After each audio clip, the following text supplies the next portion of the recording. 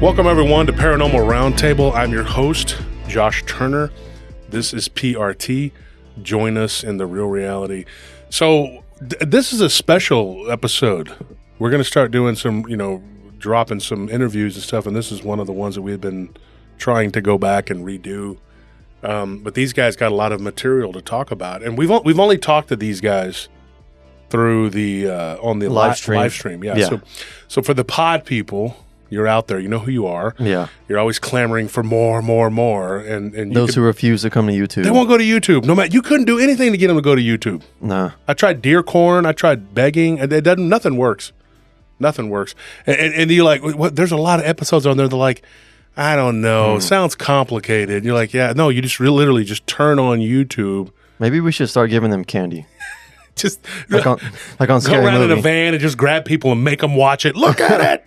Look at it. Because they just do not want to. They're just so determined to not look at YouTube. Yeah. And they'll come up with every excuse. My hair was in the dryer. I just can't. I don't know what I'm going to. I can't. My dog had to vasectomy. He had a date. Yeah. He came back late with my car. I couldn't. You okay? Listen to YouTube on the car? Yeah, that's the only way I could do it. And it blew up. It's over. It's gone. Yeah. That's it. So we have to start doing some stuff to help to placate the pod people. So here we go. Here we are. We just dropped a whole bunch of stuff over there on Spotify for them. Yeah, it's like for those of you who are wondering where the podcast episodes went. If you were over on YouTube, you would know this, but you're not. You're over here on Spotify or iTunes. So we put our podcast episodes behind a paywall. If you're wondering where those episodes are at, you got to go to YouTube and you can find them there. But these episodes, these interviews, these recordings, these are going on Spotify, but there's stuff that you're not going to get if you just stay on Spotify. So we're going to make sure that you miss out. we're gonna deprive you. Yeah, we're just gonna be really mean and hope you keep listening until you go to somewhere else. No, that's not the case. We're just trying to get people more motivated. Yeah. So if you're listening to this right now, you're either on YouTube or this is a episode that was so we went to a paywall for the pre-records, and it's simple. Tuesdays is Patreon. And then you get all the swag and the episode and everything, and then the minimum is a $10 tier, right? The $10, $20, $30, $40, $50 tier. Each tier gives you a better, bigger swag bag. We're not going to get into a whole thing about it. And then we have the members only, and that's $5 a month. That's something that YouTube just puts on your channel. You don't have a choice. It's pretty much just there. And so we didn't know what to do, so we were doing a giveaway with it, and now we're just like, well, we'll just do what everybody else does, $5 membership. And you get an extra episode every Thursday. Yeah. So, but this one's not going to be like that. This one it's free, and it's we're going to drop this one probably on a Friday or a Saturday.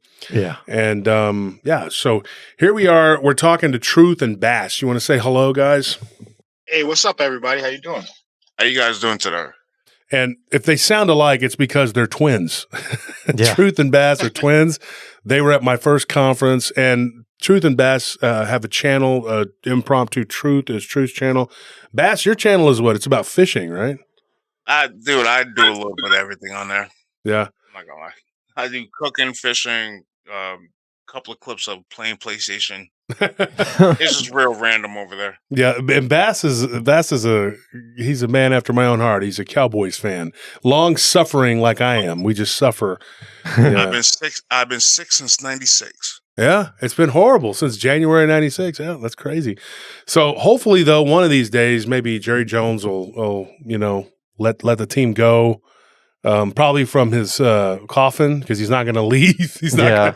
He's like, I'm not letting go. He's like, that's it. But maybe I got a fun fact for you, Cowboy fans. You know they haven't won a championship since cable went digital. Oh my gosh! And you know what? I can't say anything because you're a Giants fan, and y'all won a couple since we. I'm not a Giants fan. Okay. The Giants don't play. The Giants don't play in New York. Neither do the Jets. They're New Jersey teams. Yeah, that's true. They really are. That's weird. Well, the Cowboys don't play in Dallas. They play in Arlington. Yeah. So, I always thought that was weird when the Cowboys and the Giants play. They're two teams lying about where they're from. It's like well, at least the Cowboys are in Texas. Yeah, the only true New York team is the Bills. Yeah, the Buffalo Bills. The Bills look good this year. But people didn't come to hear us talk about sports. They're like, where are the stories? Yeah. Where are they? That's what they want to know. Yeah, rather, where are the stories? Where is he at? I'm about to skip forward and put I timestamps on hate this sports. Now they're going to talk about lifting weights and stuff. Man stuff. The one guy's a fisher. He likes to fish. He probably talk about fishing lures. That's cruel to the fishes. It's cruel to the fishes. For your information, he catches and releases and then eats them.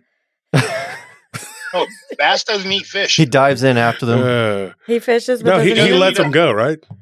Yeah, he fishes. He doesn't eat them. He had a bad experience with a fish bone when we were little. Oh, man. Yeah. I So don't, there you go. I don't eat fish. He doesn't eat fish. So there you go. Nobody can complain.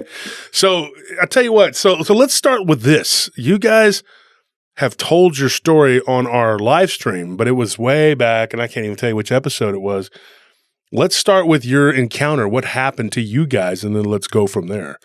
So whoever wants to take the reins and start talking. So, this is truth. So I'll tell you. I'll start it. I take full responsibility for this. It was my fault. Don't go chasing lights, everybody. So this happened to us in 2003. It was myself, Bass, and our cousin Burger. And this happened late November, beginning of December of 03. Now, I'll tell you what kind of car I had because it plays a major part in it. I had a 1990 two-door Honda Accord 5-speed. Everybody remembers those boxy type of Honda Accords from the early 90s. So what the day started out with, we went down to my cousin's house, which is the next county over in Orange County. We live in Sullivan County. And on the way down there, I had saw a Honda CR, the little skate-looking car CRX. for sale. And Honda CRX. So I knew one of my buddies down in Orange County was looking for a car. So we called down there, went down there, picked him up, brought him back up here to purchase the car. We brought the car to my house, and then we took him back down.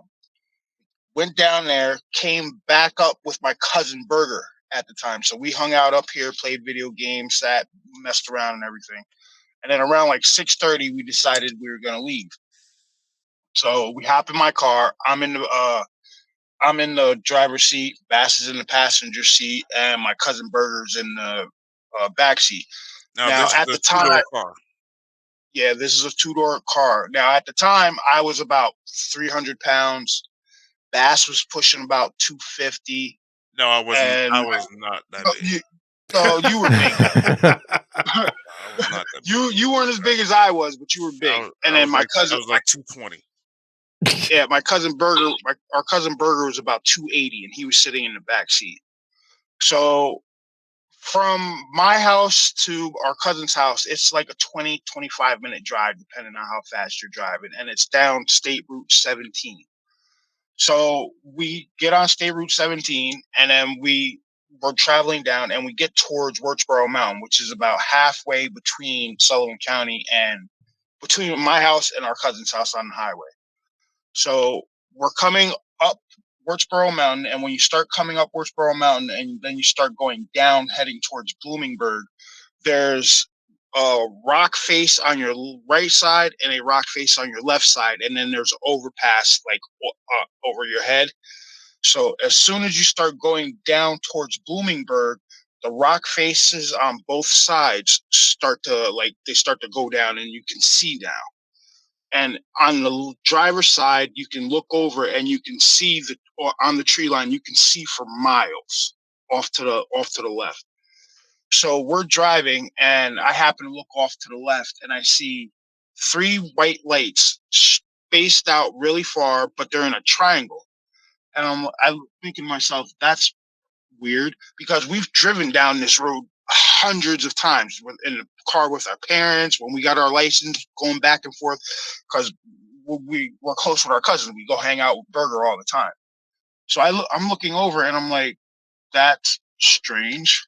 So I turn back to the road, and then a second later I look back, because I'm doing like 70, so I have to pay attention to the road. I look back again, and the 2 bottom lights had disappeared. And I'm like, what what the hell? Where'd those lights go? I look back at the road, go down a little bit further, and then I look back and the two lights reappeared. So now at this time, Bass is like, what are you looking at? And I'm like, yo, there's 3 lights over there. 2 of them just disappeared. And he starts like leaning over. And I'm like, I get an urge to go look for these lights. I don't know why, but I'll tell you this. I clocked this and I made a video of it. I don't know if it's in my phone. From the spot I saw those lights to the exit that I took, it's about 4.5 miles. Right? So we get off out. You can look all this up. We get off the Fair Oaks exit. You can look up. I'm not good with exit numbers. We get off the Fair Oaks exit, and once you get off the Fair Oaks exit, if you make a left and then make another left, that puts you on an overpass that puts you on the over the highway going the other direction. So now we're on a back road heading into I don't know where. It's somewhere in Fair Oaks. I don't know where the hell it was.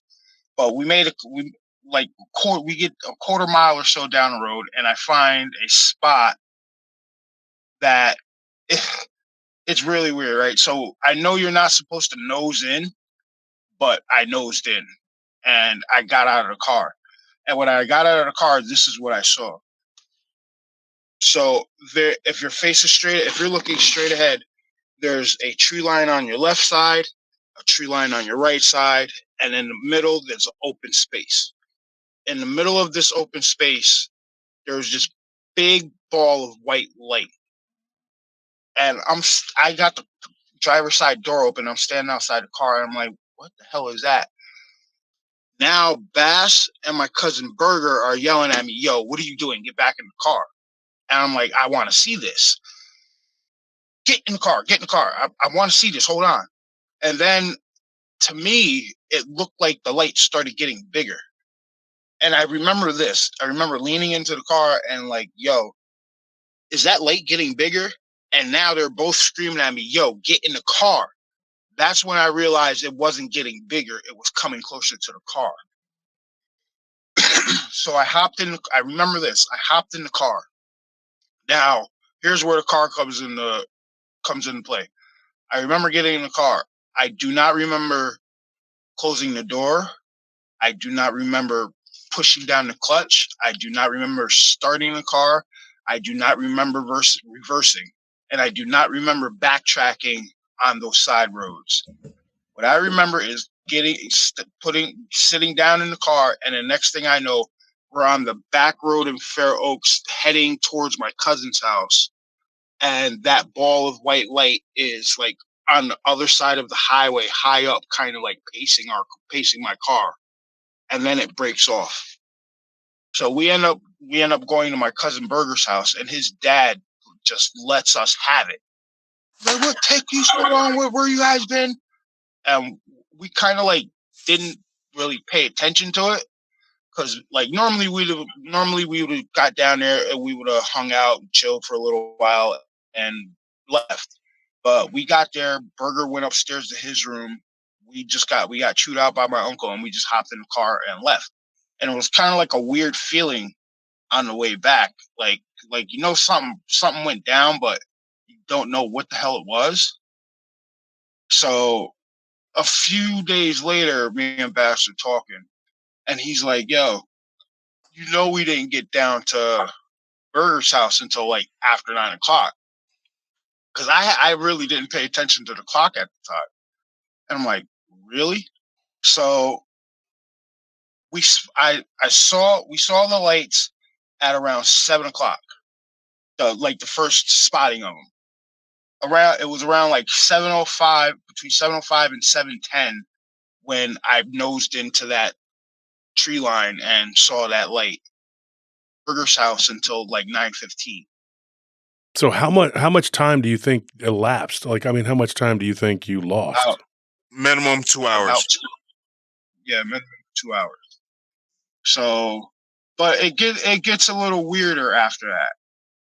So, in the times after that, I've woken up with my clothes reversed. I've woken up in different clothes. Bass has done the same thing. all three of us have woken up with stuff in us, implants. Do they move, or how you just found them because they're sore spots, or? Well, the first one that I found. All right, so after this incident, for like 2 years, I would get this sharp pain right in my shoulder blade, and it was like right below the skin. It would feel like a hot needle was going like into this one certain spot. And there was nothing. I could scratch it. I could do anything. Nothing would stop it. It would hurt for about 5 minutes. Then all of a sudden it would stop. And then a few years ago, I just happened to be putting lotion on, and on my right shin, I felt something. And I looked down, and I have the video for this saved in my phone. There's a little BB size thing in my shin that moves around. Yeah, we actually saw it. it. Yeah, you showed it to us at the conference.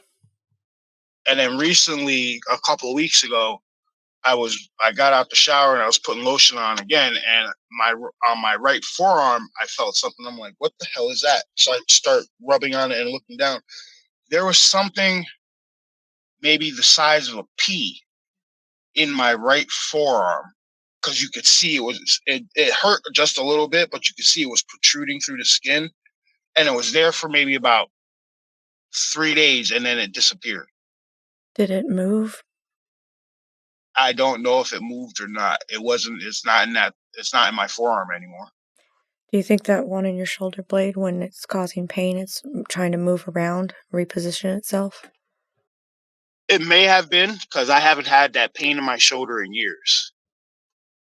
So it might have been trying to move around, and might be the one that ended up in my shin. Yeah, so I was going to ask you that. Like, maybe that's the same one, and that's why it was hurting, because it was going to relocate. So, but like I said, this gets a little weirder. So, on the same night, now at this point, it's like we're not really talking about it, but we all know something went down. So there's one specific night where me and Bass had correlating dreams, and then the correlating dreams, we had a remote viewer look at what happened to us, and I'll get into that. So the dream that I had, I was on a transport of some kind. It was dark, and when the door opened, I was handed off from guys in black uniforms to more guys in black uniforms. I was walked through a fence and then into the side of a hill. And then that's the part of the dream I remember. Bass's was a little bit more, I'd say, alarming, if you want to tell them what your dream was. Now, we had these dreams on the same night. I called him the next day and told him about it. He was like, yo, this is what I had. How long after the initial incident? This is maybe like, I'd say what, Bass, like a month or so? Yeah, somewhere. Yeah, about that. Now my dream was that I was being Alright, so you know what like scaffolding looks like, but it's those hard grates, those really hard grates that Kind of like cattle grates or something? yeah, kind of like that. I was being walked down one of those pathways down a long hallway. The walls were smooth, and there was a bioluminescent light towards the end. I was being walked down this hallway. There was a guy on my right, a guy on my left. I couldn't really make it out, but I was being held by my arms. And they walked me down to this like table in the middle of a room. And when I got to the table, I blacked out. Did they give you something, or did you black out? I can't remember. I remember getting to the table and then just blacking out in the dream. And you have an implant as well? Yes, I do in my right foot. Does it move around too, or cause pain? No, it doesn't move around. The only reason I found it is because I hurt my foot one day at work. So I'm sitting in my chair, like rubbing my foot, and I was like, what the hell is that? It's about the size of a BB. It's near right off to the right side of the vein of my foot, but you could absolutely feel it. Like actually, when we were down at the conference, when everybody was sitting underneath the pavilion, I was telling a couple of people about it. He was like, "No, you don't." I was like, "Okay, Yeah, hold on." I remember. And I had them feel my foot, and they was like, "Oh my god, you really have something in your foot." Yeah, I didn't touch your foot, but I I remember. know that, but I remember Truth Take your word and for it. Bass were both there, and Anthony, you were there, and Tony was there. We were all there, and they showed everybody the implants. Do you notice when you guys are very close physically, if anything happens with those implants? Do you feel a vibration, or do you somehow get like some kind of mental interruptions or anything like that? So when they hang out, Mhm. they could get the close proximity makes it. Yeah, that's a good question. No, not really. Can't say that. That's one of those. That's like that thing that says, "Oh, twins must feel the same thing." Like if I punch you, will he feel it? No, that I think that's bull. So No, I mean, we because I don't don't know really. if these implants are like sister implants, where the reason why they They could be on the chose you same guys because frequency. you're family, you're, Well, and they put in like, well, go ahead, sorry. it's like I said, it gets a little weirder, right? So we were doing a show one night. We were supposed to have a buddy of ours come on, but he couldn't come on. So we ended up talking about our experience. And there's a guy who remote views. He comes into a chat. He comes into our chat all the time. Pretty cool guy. And while we were talking, he's like, "Yo, would you guys like me to remote view that incident?" And we were like, yeah, sure, go ahead. Because we still don't know what the hell happened to us, right? Because it's been over 20 years. Burger's still just now warming up to it. He definitely still blames me for this whole thing. oh yeah, But wholeheartedly. yeah. So we asked him to remote view what happened, and when he did, he said, "This is what he said." He said the light was so bright. The light was so bright that he had to like shield his eyes. He was And seeing then he spots. saw, yeah, he was seeing spots. And then what he saw was us in a area of this ship. And this is what made me turn. Bass will tell you, after he told us this, I killed the show and I stopped streaming. He said that the beings that were on the ship had me and Bass over in a corner, sat down talking to us, while another one had my cousin off in the corner, like they weren't like he was being guarded, like they didn't want anything really to do with him. We were the main objects of their interest. And the only thing I can think of is that just because maybe we're identical twins, maybe they're studying that or something. Like that's the And only thing I can think of. But on as both soon as sides of my he's family, on both sides of our family, like my father's side and my mother's side, we are the only set of identical twins. So did your cousin get a implant as well, or? oh, my cousin's still getting messed with. I sent Wolf picture the other day. Around the same time that I found that implant in my forearm, he had grab marks on his wrist. I wonder if it's your bloodline. Maybe because, all right, we had found out one day that my dad had an apparent experience, and he had to have my grandfather come get him from work. Now, the two experiences I know that our father had, one, he said that he was at work. He used to work at a place called the infirmary. It's where they send like old people and stuff. It's like a old care home. This is when we Bass really young. But apparently he was at work one night, and this, from what me and Bass were told, he said Grace came walking through the wall at him, and he screamed and locked himself in the room, and he had to have his dad, our grandfather, come pick him up. And then another incident was this was a little bit after we were born. He woke up screaming, and my mom told us this. He woke up screaming, said, "They're coming to get me, they're coming to get me." And when my mom woke him up, he's like, "The aliens are coming to get me."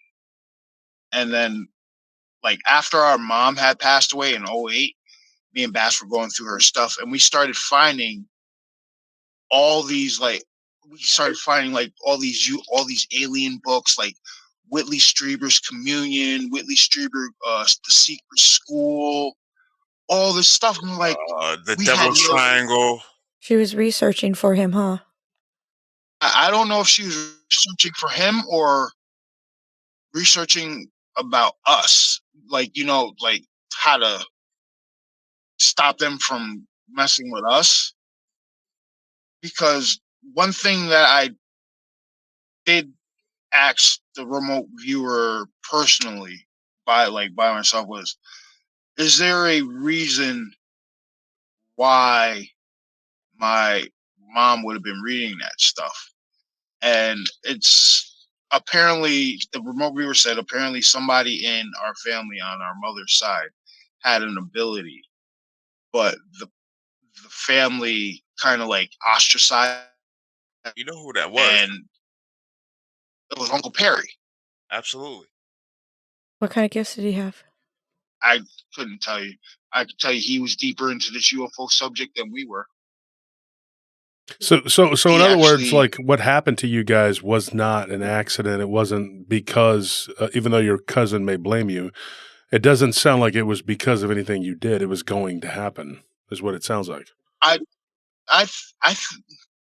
20 years on, I really think we were set up. I think so. Yeah, targeted. Because like I said, there's countless amounts of times that we've driven down that road, and to this day, I still have not seen anything like that on that side of the road. And every time I'm driving down 17, when I hit that section of the road, I always look over the tree line, whether it's daytime or nighttime.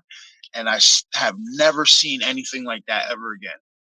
Do you think you were being abducted before that and just didn't realize it up until that point? Possibly. I mean, I had been seeing UFOs since I was smaller. Because that would explain the why first one, when you said you don't even know why you went towards the light, you just did. It was probably maybe the fact that you've been being abducted and that light was some sort of trance thing that they used prior. Or you already had the curiosity there. Or that, yeah. it might have been, because I could not tell you what gave me that urge to do that. Because like I said, from the spot on the highway that I actually first initially saw the lights to the exit that I got off of, it's about 4.5 miles. And then you add like another 1/4 mile of back roads. And I honestly don't know. Like, and it's just weird. It might have been a little more than a 1/4 mile, because like Well, just when we thinking went about back it now, that way, it's all built up now. When we were down that way, when this incident happened, there was nothing but woods on the side. Now it's all built up with houses on each side. but it is suspicious, because like I said, how did I know to go to that specific spot where this ball of white light was sitting in the middle of this field? It was probably the implant was already there and it's somehow tethered to you. So maybe a type of controlling device, some type of hypnosis, and this took you over there. I definitely feel it was trance, maybe, because I'll tell you, since that incident, we've seen countless UFOs since that incident, but never again have I gotten the urge to go follow a light or go find it. You know what I mean? Yeah. What's bizarre is why they would allow you now to start remembering it, or things like. Well, they may not being have aware of allowed it. it, though. That's the thing. I mean, Because of the cousin, huh? well, no. I mean, I've covered a lot of UFO abduction cases. One of them comes to mind. Was a guy named Glenn D. And one of the people that I've talked to, he passed away like while we were doing, like we were not during the interview, but like in the process of getting his encounter. And his niece and his daughter, mostly his niece, came forward as abductees. And they didn't start remembering their abductions until they were in their early 40s. His niece is no, that would have been 2 years ago. Now she's probably about 45. But she was 43 when we were talking, and she started remembering it at the age of 41. His daughter would be 47, and she started remembering it when she was 43. So it's a weird thing. And they started remembering at the same time. They're like 2 years apart. I guess the mind can only take so much. Yeah, and so Glenn himself was remembering. He was starting to remember. And it's unfortunate because we never got to get to the base of all of his encounters. He had told me about 2 things that he had, one when he was 7, another when he was 17, and that he could remember when he was young. So there was like a 10-year span there that he was being abducted. He did not remember it, but he was starting to slowly get his memories back. And then, he was 67 and he passed away. And so it was very sudden too. Like he had a heart attack and he was gone. And he was living overseas in the Philippines. What's interesting though, that his niece and his daughter have now carried on telling me some, we haven't gotten into theirs, but one of the things that I think is interesting about Glenn's is that he had multiple over years and years and years, starting when he was 7. That's 60 years of abductions. And he was remembering it the same time. He started remembering it in his 40s, in his early 40s. He was 44. Well, mid 40s, I guess. But it's crazy. Like then it just started all coming back to him. And every time he would have an abduction, it was getting to where he would remember it. Like he was not remembering. He was remembering it. And unfortunately, though, his daughter and his niece, who were also abductees, they can't tell me what happened to him. I only got the 2 accounts from him. But his daughter Cheryl's, her husband, he was abducted 3 times, but I think it was inadvertent. Like he was there, you know what I mean? Like he was there with her, and they were at a cabin in Wisconsin, and they were, of all things, ice fishing. It was up there ice fishing, and when they got abducted, he was with her, and so I think he was abducted, a couple of times because he was just with her. He was kind of like collateral damage. Collateral damage, exactly.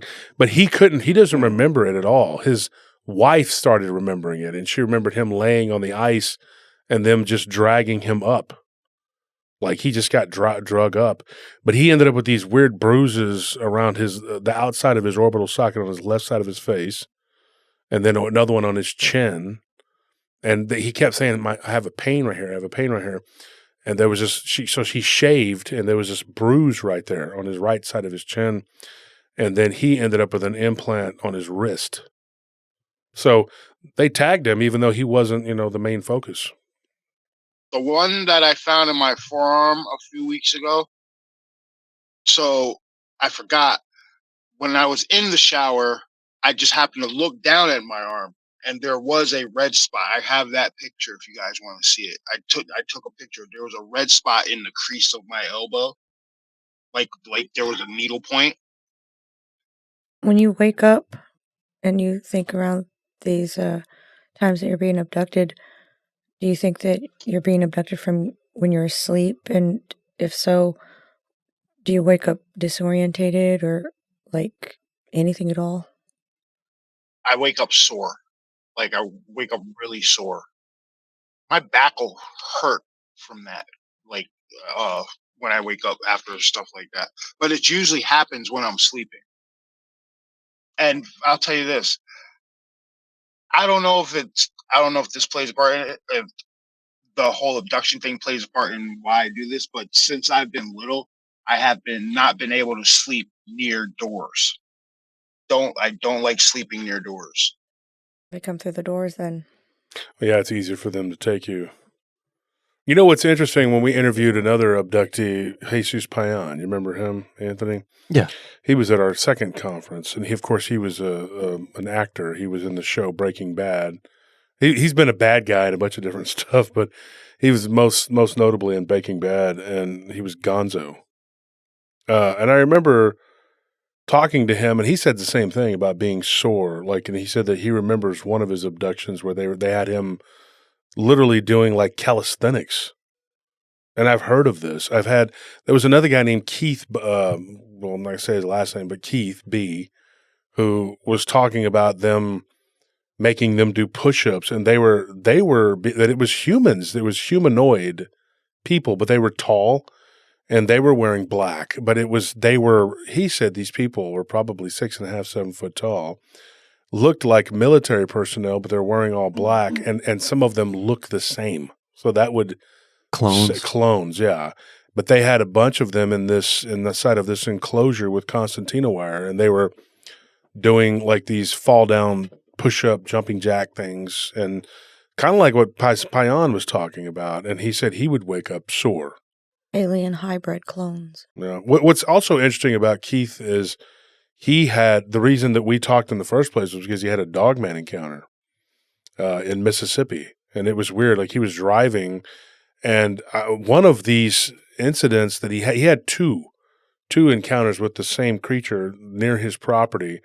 One of those when he was closing a fence to his ranch, and he sees this was his grandfather's ranch.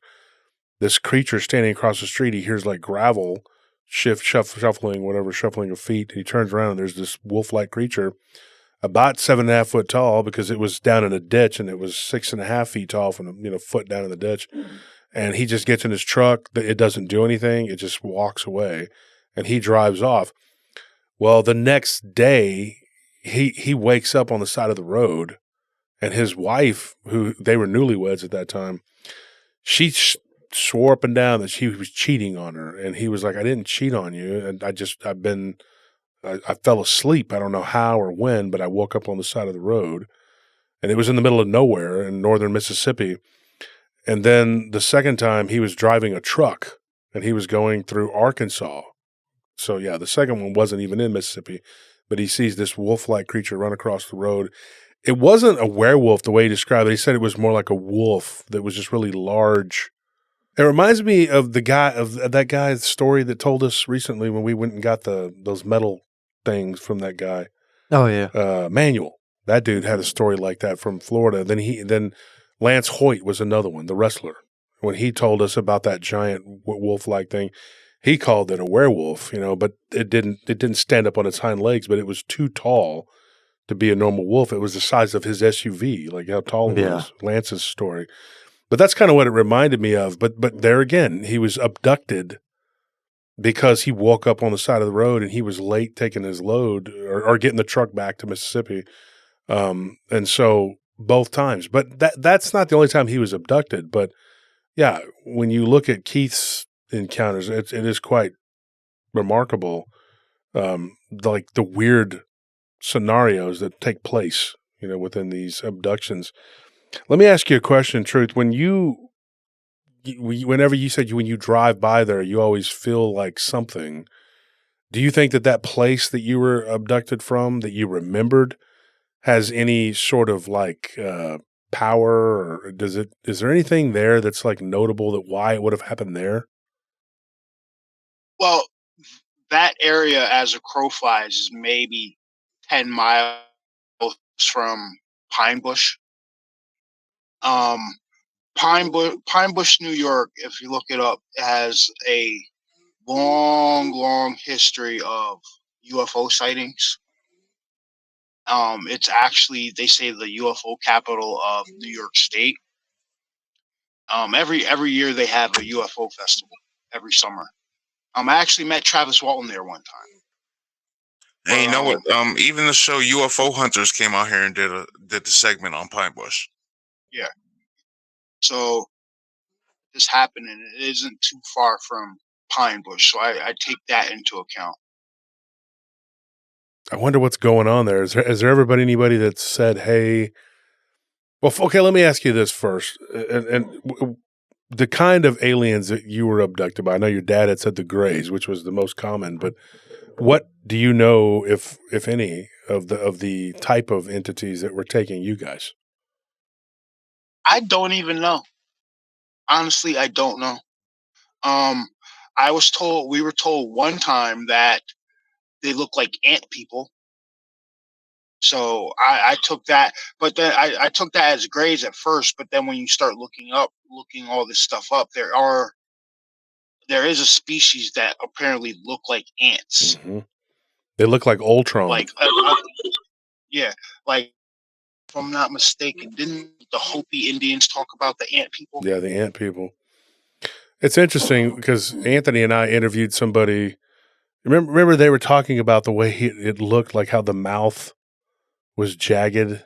Yeah, like how the it didn't have teeth, but the mouth was it was like a jack-o'-lantern looking thing. You know? Yeah, it was like an exoskeleton. Yeah. And then we've had some people talk about this grayish looking reptilian, but in the face, only reptilian because of the way the skin looks. Mhm. Not, but it's not segmented. And so I don't know. It sounds more like pachyderm skin, the way they talk, like an elephant or something. But this weird Ultron face headed looking creature, it's gray. It's gray, but it's not a gray. Yeah. But yeah, I couldn't tell you what they were or what they like. The only thing I can tell you of that experience is the dream that I had with the guys in the black uniform. I've times if I want to do like hypnotic regression, but I listened to those Betty and Bernie Hill tapes, and that's something I'd really have to think about. You know what I mean? Like, because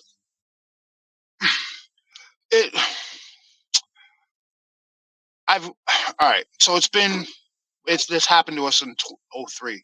It's been 22 years. My cousin's still only warming up to it. Now, the reason I say that is because I have what I saw, my side of the story. I've heard Bass's side of the story. Right?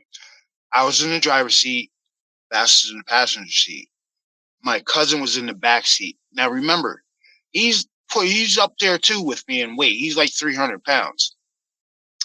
What did so we still haven't gotten out of him what he saw, because they would have had to do something to drag him out of the back of the car. You know what I mean? Because it was a 2-door. Yeah. But they seem to defy the laws of physics, though. Or maybe through the car. Yeah, that could be it too. But yeah, he still hasn't really talked about it.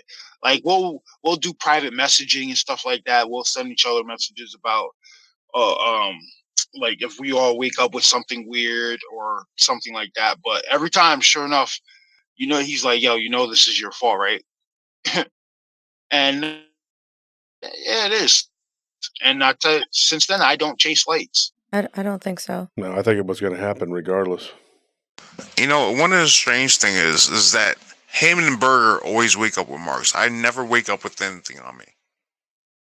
Never. It's because you were in shape when y'all got abducted. You ran. Michael's like, I was 220. Y'all were fat. I don't know what you're talking about. No, don't get it twisted. I was a quick 350. That's what I'll tell you.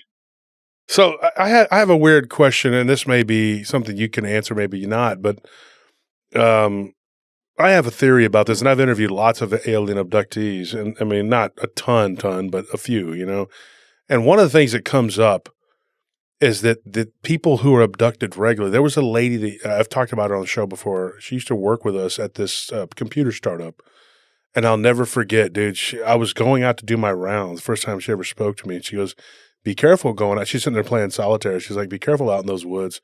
And I looked at her and she goes, there's werewolves and aliens. And she like jokingly said that. And I thought that is such a weird, random thing for this lady to say.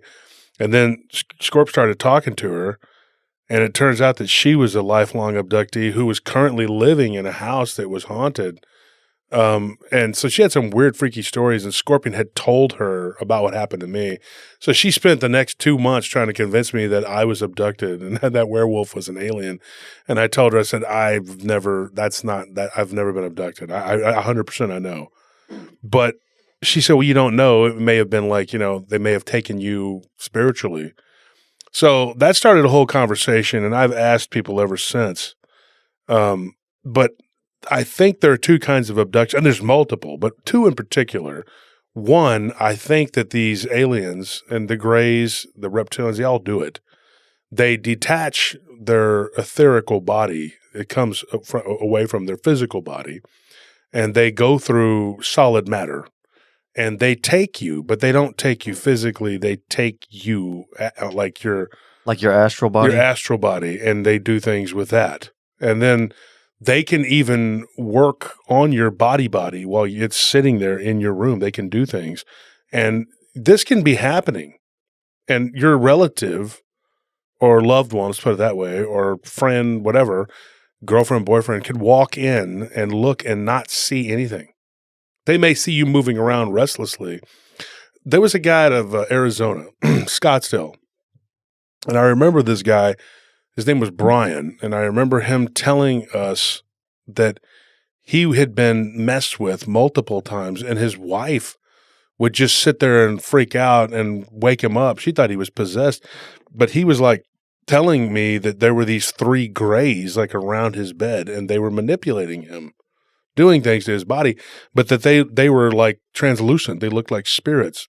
But then sometimes he would be physically abducted. Like one time he was in the shower out in the middle of nowhere on a ranch, that he used to work on when he was young. And he fell asleep like in the shower. And the only reason he thinks he fell asleep is because he woke up in the shower. But he was laying in the floor of the shower, and then years later, like 20 years later, 2 decades, he's driving to his grandson's softball game, and he remembers that day, that night. He was in a bunkhouse, and the other cowboys had left. He got abducted. They were all like, it was their night off or whatever. And so he got taken, and then they just left him back in the shower.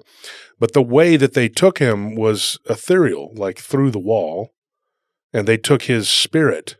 And then later, physical grays entered and were lifting his body up once everybody was gone, because there were still people in the bunkhouse when he was in the shower. He was the last one out.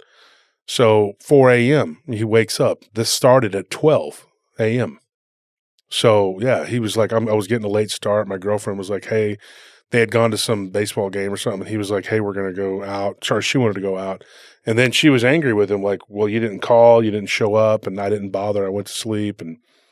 But he eventually had to tell her, look, something weird happened to me. But he didn't remember it for 20 years. So it's such a weird phenomenon.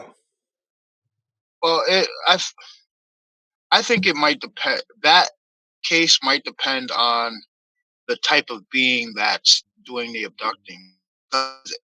It might, like the reptilians and the legitimate grays, that might be doing the ethereal stuff, and the PLFs, the programmable life form grays, the smaller ones, those are the ones that might be actually doing the actual physical abductions. Yeah, they're biological robots.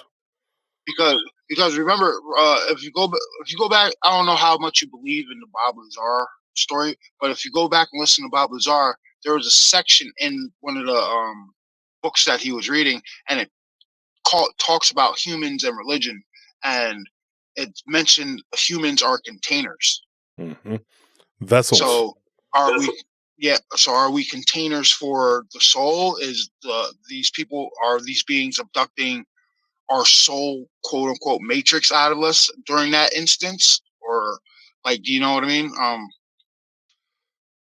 There's so much stuff going on with this abduction phenomenon. Perhaps that's what they're doing. They're trying to harvest souls, but the soul can't be outside the body for too long. Because a lot of people think that they do this because we're batteries or something. They're harvesting the energy. Look at the City of Night.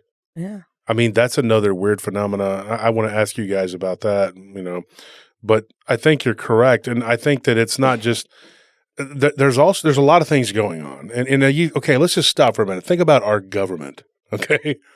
Everybody's got an opinion about it, and it's usually bad. But imagine like how our government works, how the governments of the world work. When they do something shady, they make sure that they're doing 5 or 6 targets at one time. There's no wasted movement. I think that happens with these beings too. I think that when they are doing something, they're not just taking cows and taking their blood out and their organs. They're harvesting people, cows, yes, they're studying the consciousness, and they're doing there's this tagline all the way down, and they check off the boxes, and they're doing 6-7 things at once. I really believe that. They're not just going to go and grab somebody for just one purpose, because there's a lot of wasted energy there. So no wasted movement. No wasted movement. And I think that's what the City of Night is. It is a spiritual holding pin. I don't know if you guys know what that is. We can talk about that. We're going to stop for tonight, folks. Thank you for tuning in to PRT, and we'll continue this next week with Truth and Bass. But thank you. Good night.